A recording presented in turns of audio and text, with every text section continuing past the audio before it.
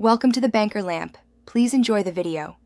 Start by breaking down day-old or stale sandwich bread into roughly 1-inch pieces.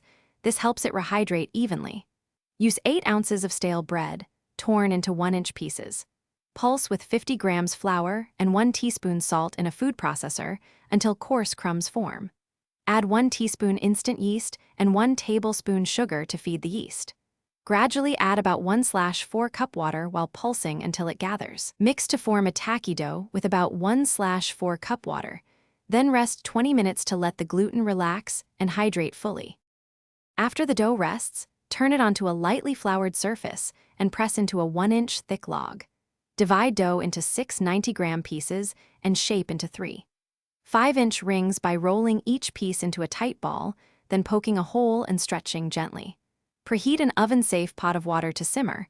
Add 1 tablespoon sugar to the water. Boil rings 45 seconds per side in water with 1 tablespoon sugar to set the crust and give chew. Transfer to parchment and brush with egg wash for shine and seed adhesion. Arrange the parboiled, egg-washed rings on a baking sheet with room to expand and slide into a 425 degrees F oven.